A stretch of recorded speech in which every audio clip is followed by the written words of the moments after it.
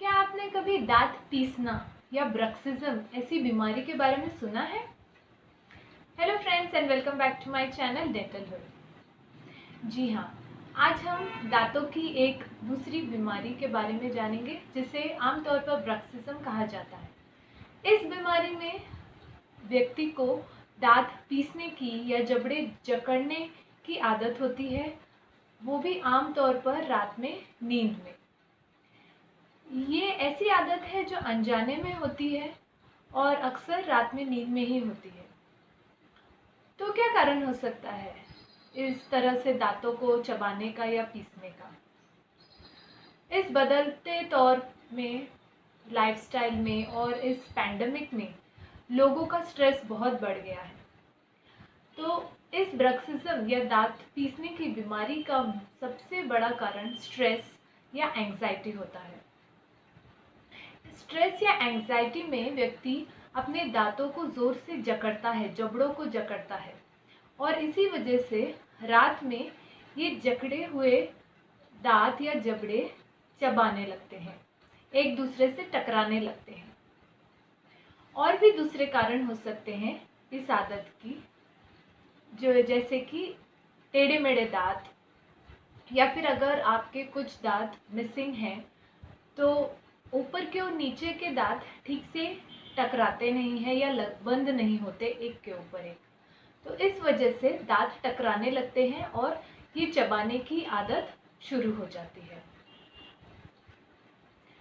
तो आप कहेंगे कि ये बीमारी तो नींद में होती है, तो मैं कैसे पहचानूंगा कि मुझे ये बीमारी है? जब आप सुबह उठते हैं तो उठते ही अगर आपके जबड़ों में या गालों पर, कान के सामने टीएमजे जॉइंट होता है, इस जॉइंट में दर्द हो या फिर आपके सर में दर्द हो जो कुछ समय तक रहता है और अपने आप ठीक हो जाता है, तो ये लक्षण हो सकते हैं आपके ब्रक्सिज्म हैबिट के। और आगे चलकर अगर आपके दांतों में सेंसिटिविटी होने लगती है तो ये भी ब्रक्सिज्म एक कारण हो सकता है इन सेंसिटिविटी का। तो क्यों होती है ये सेंसिटिव? जब आप आपके दांत चबाते हैं या जकड़ते हैं तो आपके जो दांतों का ऊपर का लेयर होता है, जो एनामल होता है, ये धीरे धीरे करके निकलने लगता है। तो जैसे आपके दांतों का अंदर की परत या डेंटिन एक्सपोज होती है तो आपको सेंसिटिविटी होने लगती है। इस बीमारी को पहचानने का और एक उपाय ये है कि आपके घर वाले जो आपके साथ सोते हैं या आपके आसपास रहते हैं, अगर उनके ध्यान में आए कि आप नींद में आपके दांत चबा रहे हैं या दिन में आप आपके दांत जबड़े जकड़ रहे हैं, तो आप पहचान सकते हैं कि आपको ये बीमारी या आदत है। अगर आप इस बीमारी को दुर्लक्ष्य करते हैं तो आगे चलकर इसी तरह आपके दांत की झीस होती जाती है, उनकी लेयर बाय लेयर दांत एट्रिशन जिसे कहा जाता है होते जाते हैं और आपके दांतों की सेंसिटिविटी बढ़ सकती है। और आगे जाकर आपके जो टीएमजे जॉइंट है उसमें भी प्रॉब्लम्स शुरू हो सकते हैं। तो इसका उपाय क्या है? अगर आपको किसी तरह की सेंसिटिविटी होती है या आपको सुबह आपके जबड़ों में या गालों में दर्द होता है तो आप आपके डेंटिस्ट को जाकर दिखाएं। आपका डेंटिस्ट आपको एक नाइट गार्ड या स्प्लिंट देगा। इसे ये एक सॉफ्ट मटेरियल का बना होता है। इसे आपके दांतों पर लगाना पड़ता है और रात भर इसको लगाकर ही सोना पड़ता है, ताकि जब आप ब्रक्सिज्म या दांत चबाएं या पीसें तो इस लेयर के वजह से आपके ऊपर के और नीचे के दांत एक के ऊपर एक टकराएंगे नहीं और आपके दांतों की लेयर निकलेगी नहीं। इससे आपके दांत प्रोटेक्ट होंगे। ब्रक्सिज्म ऐसी हैबिट है जो इजीली जाती नहीं है। ये आमतौर पर सब में लाइफ लॉन्ग रहती है।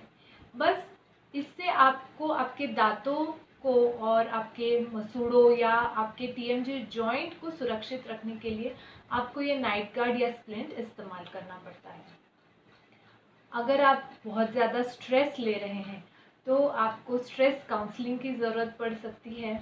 एक्सरसाइज कीजिए, मेडिटेशन कीजिए, योगा कीजिए, जिससे कि आप आपके स्ट्रेस और एंग्जाइटी को कंट्रोल कर सकें। अगर आपके गाल जबड़े बहुत ज़्यादा दुखते हैं तो आपको अलग तरह के मेडिकेशंस दिए जाएंगे, जैसे पेन किलर्स या मसल रिलैक्सेंट्स हो, या फिर आपको आराम मिलने के लिए आप हॉट फोमेंटेशन कर सकते हैं, जिसमें कि आप एक कपड़े को गर्म करके उससे सेक लें आपके गाल और आपका सर।